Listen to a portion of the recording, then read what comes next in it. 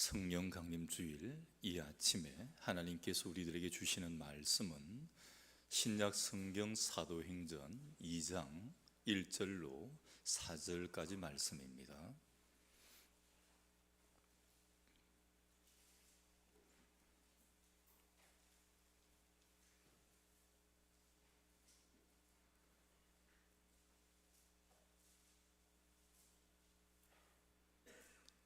오순절 날이 이미 이르매 그들이 다 같이 한 곳에 모였더니 홀열이 하늘로부터 급하고 강한 바람 같은 소리가 있어 그들이 앉은 온 집에 가득하며 마치 불의 혀처럼 갈라지는 것들이 그들에게 보여 각 사람 위에 하나씩 임하여 있더니 그들이 다 성령의 충만함을 받고 성령이 말하게 하심을 따라 다른 언어들로 말하기를 시작하니라.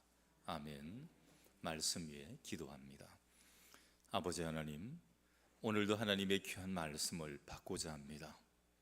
우리의 심령을 돌아보시고 아버지 하나님, 아직도 세상 가운데 중심이 흩어져 있다면 우리의 마음이 하늘을 향하게 하시고 오늘도 우리의 모든 생각들이 세상의 재리에 가가지고 있다면 오늘도 하나님의 말씀 가운데로 옮겨 주옵소서. 오늘도 하나님의 말씀이 들려지게 하시고 이 말씀을 듣고 거듭나게 하시고 그리고 이 말씀을 통해 새롭게 하나님의 사람으로 살아갈 수 있도록 역사하여 주옵소서. 부족한 종 감추시고 하나님 직접 말씀하여 주옵소서. 예수님 이름으로 기도드리옵나이다. 아멘.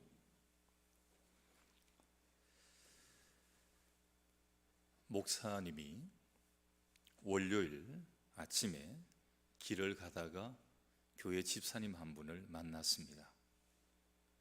월요일은 목회자들이 조금 육체적으로 정신적으로 쉬는 그런 날입니다. 그래서 좀 편안한 마음으로 길을 가다가 한 집사님을 만났는데 이 집사님 얼굴이 좀 그렇게 좋지를 못한 거예요. 좀 뭔가 밤새 잠을 못 잔 것 같기도 하고 아픈 것 같기도 하고 그래서 목사님이 집사님께 물었습니다. 집사님, 어디 아프십니까? 얼굴이 왜 그렇게 좀 안 좋으십니까? 이 집사님이 대답을 합니다. 사실은요, 어제 주일날 목사님 설교 말씀을 듣고 난 후부터 한숨도 집에 가서 잠을 자지를 못했습니다. 이 목사님은 감격했습니다. 이 집사님이 말씀을 참 길을 쫑고 세워 잘 듣고 이 말씀의 은혜를 받고 감동이 되어가지고 잠을 못 잤구나 이렇게 생각을 했습니다. 그래서 참 기뻤어요. 아니, 집사님 아무리 설교의 은혜를 받았다고 하더라도 밤에 잠은 주무셔야죠. 그래야 건강을 유지하십니다. 근데 이 집사님 대답이 걸작입니다. 목사님, 실은 그것이 아니라 저는 낮에 잠을 자면 밤에 잠이 안 오거든요. 설교 시간에 그냥 쿨쿨 잤다는 겁니다. 여러분 한번 따라해 보십니다. 정신 차리고 은혜 받읍시다. 여러분 허리멍텅하면 공부하는 학생들도 아무리 선생님 명 강의를 해도 그거 이해를 안 됩니다. 길을 쫑긋 세워가지고 어쨌든 들으려고 하고 그렇게 해야 공부도 잘 되고 오늘 은혜도 받게 된다는 것입니다. 예수님을 믿고 있는 우리에게 있어서 가장 최대의 사건이 무엇이냐 이렇게 묻는다면 첫 번째는 성령 강림입니다. 성령이 강림하셨다는 것. 두 번째는 정말 무지랭이 같은 내가 예수 그리스도를 믿었다는 것. 이 두 가지가 가장 큰 기적입니다. 성령님이 초대교회에 임하신 사건은 지구 최대의 사건이었습니다. 왜 그것이 지구 최대의, 인류 최대의 사건이었냐 하면 그것이 바로 제일 처음 교회가 시작이 되었기 때문입니다. 그러면 여러분 생각해 보십시오. 성령 강림 사건은 이꼴 교회 생일이라는 겁니다. 그 성령 강림을 통해 교회가 시작이 되었다는 것입니다. 성령 받기 전까지는 십자가가 무엇인지 몰라요.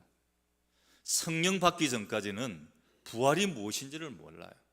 십자가 이야기를 하는데, 부활 이야기를 하는데 도대체 이것이 어느 동네 이야기인지 알아듣지를 못하는 것입니다. 예수님을 3년 반 동안 따라다녔던 제자들도 마찬가지였습니다.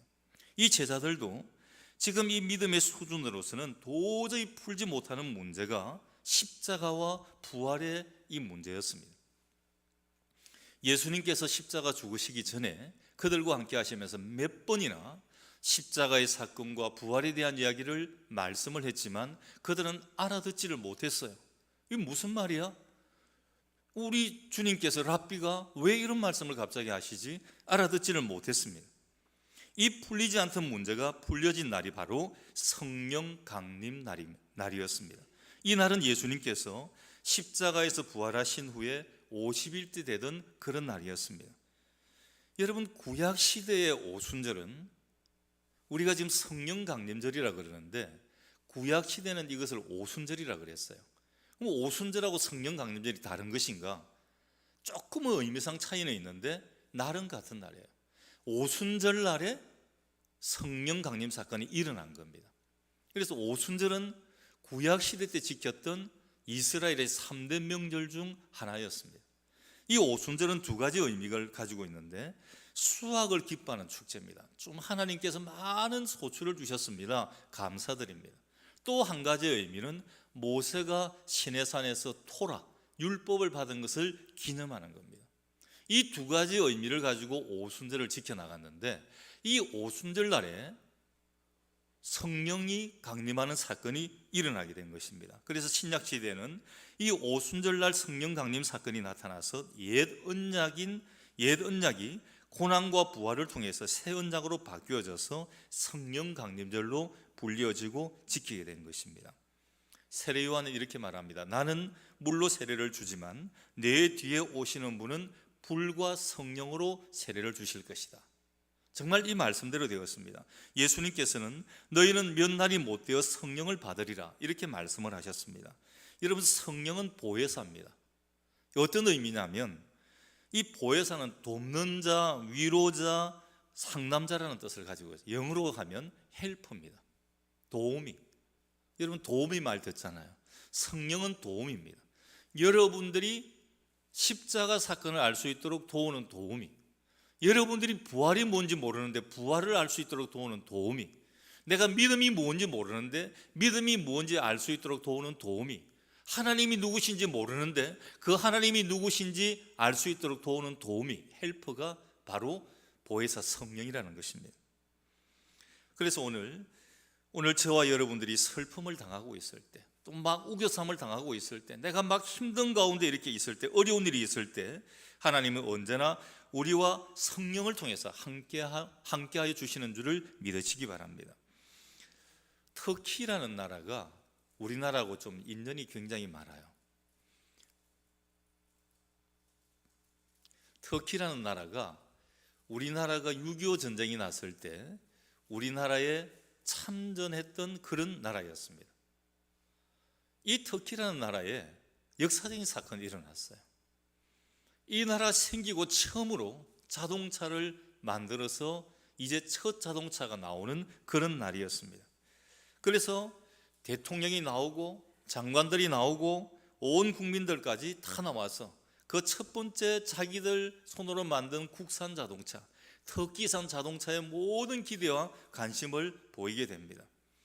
모든 국민의 대표들 또 관료들이 국회의사당 앞에 모여서 이 시승식의 축제를 열고 대통령은 이제 모든 터키 국민들이 보는 앞에서 첫 번째 만들어진 이 국산차를 시승을 하게 됩니다.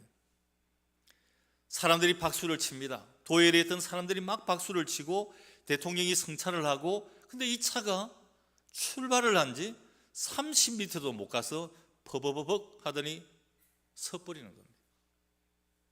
여러분, 왜 그랬을까요? 잘 못 만들어서 그랬을까요?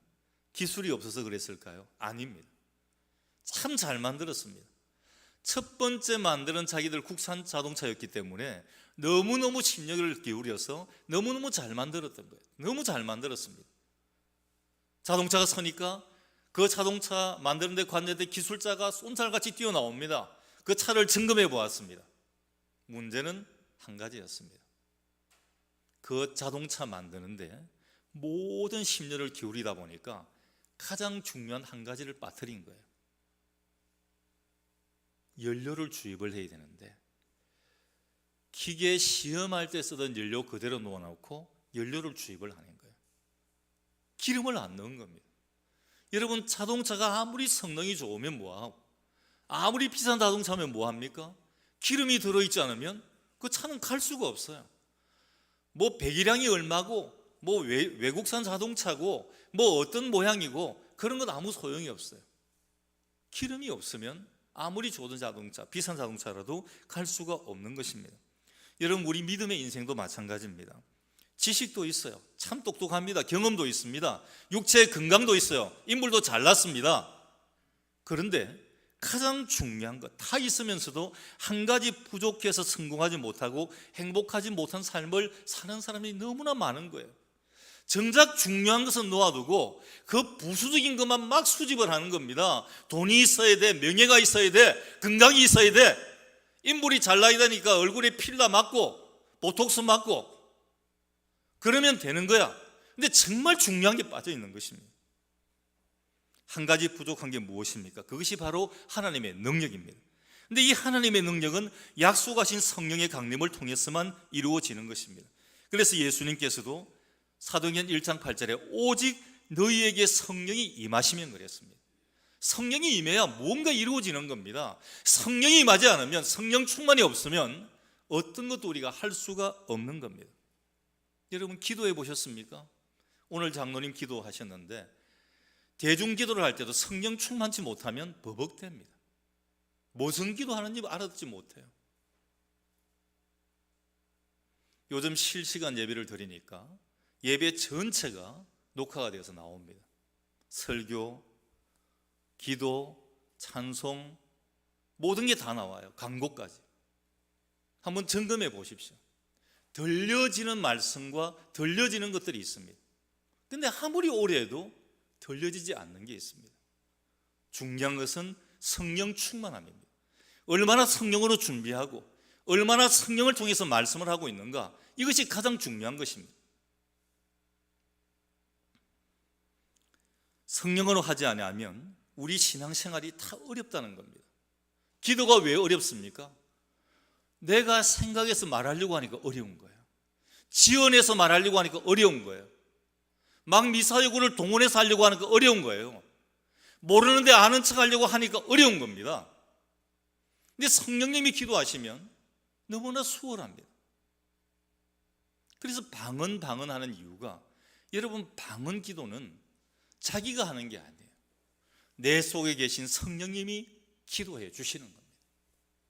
내가 깜짝 놀라는 거예요. 그래서 내가 모르는 일들을 말하는 겁니다. 내가 생각하지 않은 것을 내 입을 통해서 말하고 있는 것입니다. 성령이 임하셔야 바른 신앙이 됩니다. 성령이 임하셔야 하나님의 뜻을 알게 됩니다. 성령이 임해야 하나님의 소원을 이루어 드릴 수가 있습니다. 성령이 임하시면 그 앞에 오직이란 단어, 그것을 주목해 보셔야 됩니다. 오직이란 이 말은 좌우간 어쨌든 다른 건 다 없어도 성령이라야만 한다는 것입니다. 성령께서 공급하시는 힘이 원동력이고 추진력입니다. 따라서 성령을 받는 것은 선택이 아니라 필수라는 겁니다. 오직 성령이 임해야 됩니다. 성령의 역사하심 없이 신앙생활 한다는 것 있을 수가 없습니다. 성령의 역사 없이 주의 일을 한다는 것, 그것은 그 같은 고문이 없습니다. 성령의 역사 없이는 되는 게 없습니다. 성경도 성령의 감동으로 쓰여진 그러한 책입니다. 성경에 계시된 구원의 진리를 깨닫는 것도 성령의 역사로 되는 것이고, 사람이 거듭나서 새 사람이 되어 하나님의 자녀가 되는 것도 성령으로 되어지는 것이고, 능력과 기적도 성령의 역사로 되어지는 것이고, 열매 맺는 신앙생활, 능력 있는 신앙생활도 성령의 역사로 가능하기 때문입니다. 오순절 성령의 역사는 우리 주님께서 주신 약속이었습니다. 사도행전 1장 4절 이하에 보면, 사도와 함께 모이사 그들에게 분부하여 이르시되 예루살렘을 떠나지 말고 내게서 들은 바 아버지에게서 약속하신 것을 기다리라. 요한은 물로 세례를 베풀었으나 너희는 몇 날이 못되어 성령으로 세례를 받으리라 하셨느니라. 우리 주님은 너무너무 신실하신 분입니다. 약속하신 것은 반드시 지키는 분입니다. 약속하신 대로 10일이 지난 후에 성령님 강림하셨고 모여서 기도하고 있던 120명의 사람들을 사로잡았습니다. 이 약속은 성천하시기 직전에 주신 그런 약속입니다. 그런데 놀라운 것은 그때로부터, 주님께서 성천하시는 그때로부터 830년 전에 이미 이 말씀이 예언되었다는 것입니다. 여러분, 요엘서를 보게 되면 요엘 선지자를 통해 하나님이 이미 먼저 말씀하셨습니다. 요엘서 2장 29절 이하에 보게 되면, 26절 이하에 보면, 그 후에 내가 내 영을 만민에게 부어주리니 너희 자녀들이 장래 일을 말할 것이며 너희 늙은이는 꿈을 꾸며 너희 젊은이는 이상을 볼 것이며 그때 내가 또 내 영을 남종과 여종에게 부어줄 것이며.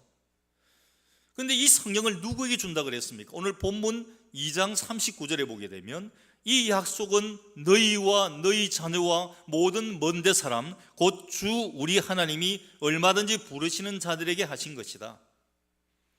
이 초대교회에 마가 요한의 다락방에 모여있던 120명만이 어떤 그런 제한된 숫자나 특별한 사람들에게만 이런 은혜를 주신다는 게 아니었습니다. 모든 먼데 있는 사람, 가까이 있든 먼데 있든 또 하나님께서 얼마든지 부르시는 모든 사람들에게 주신다고 하셨습니다. 얼마든지 부르시는 모든 사람들 속에 저와 여러분들이 속해 있는 줄 믿습니다. 이 약속이 무엇입니까? 성령을 부어주신다는 약속입니다. 오늘 본문 2장 38절에 베드로가 이르되 너희가 회개하여 각각 예수 그리스도의 이름으로 세례를 받고 죄사함을 받으라. 그리하면 성령의 선물을 받으리니. 이 말씀은 회개한 자에게 성령을 선물로 주신다는 것입니다. 모든 먼데 사람이 누굽니까? 이방인들을 말하는 것이고 하나님이 부르신 모든 사람들에게 주어진 약속입니다.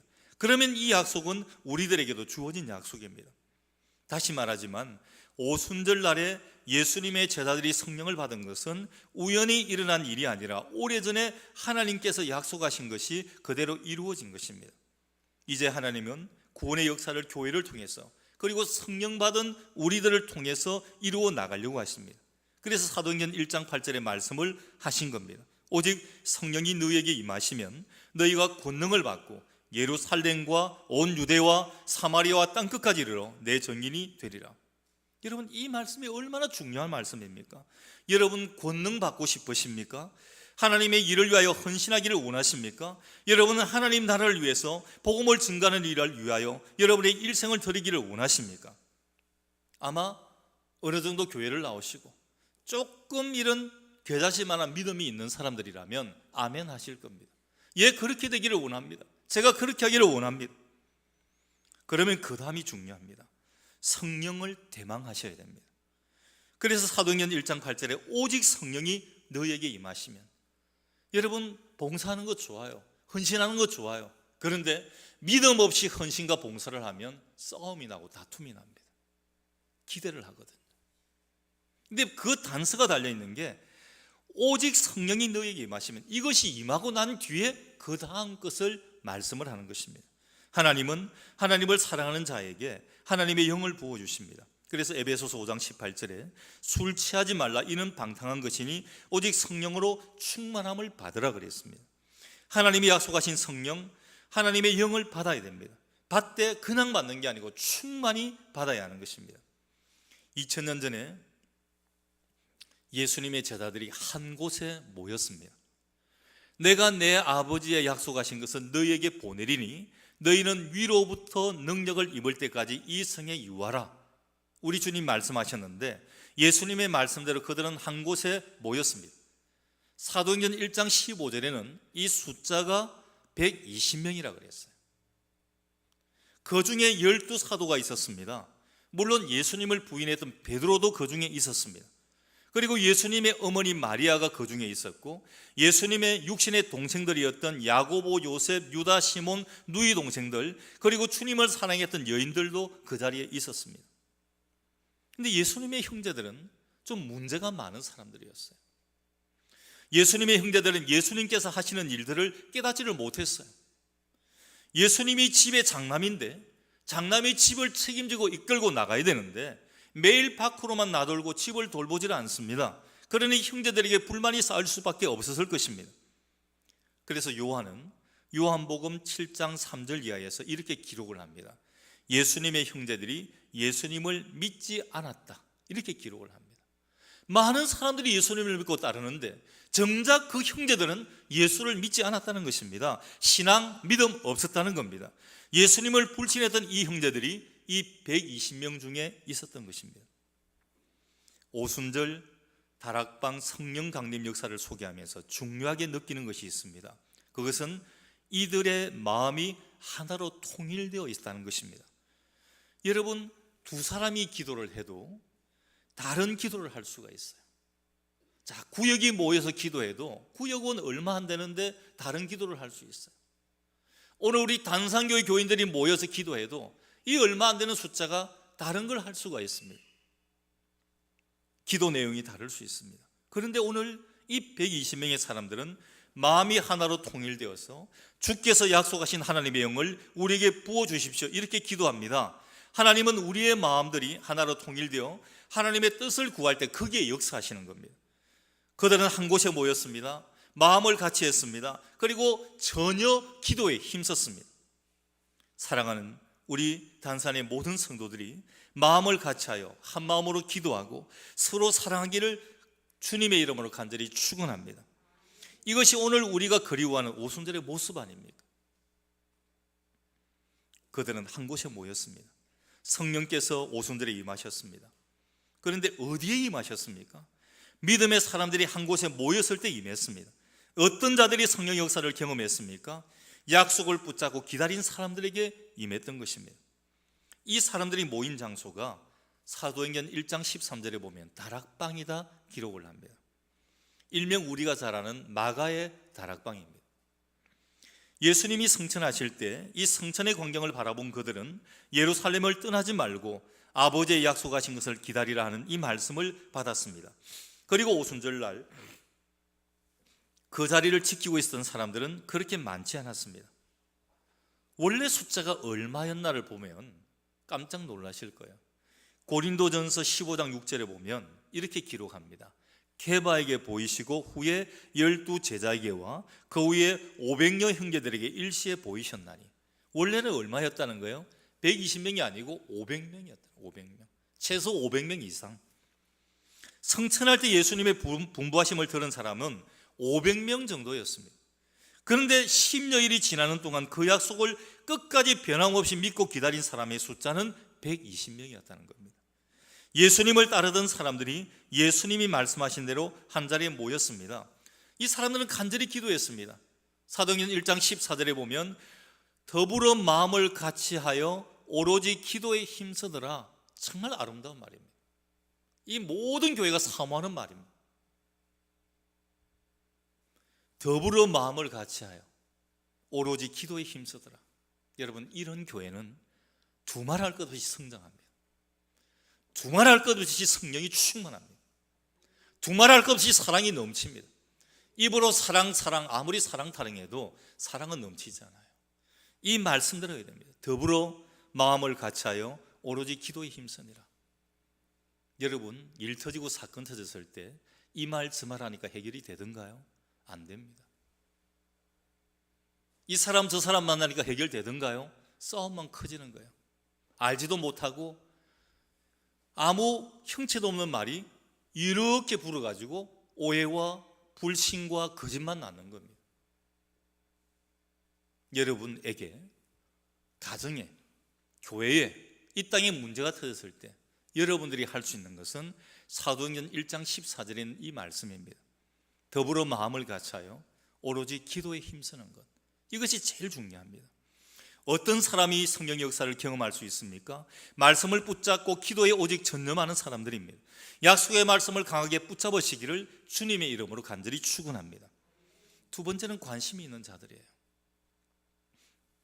주님의 말씀에 관심이 있었던 사람들은 남아서 성령을 기다렸습니다.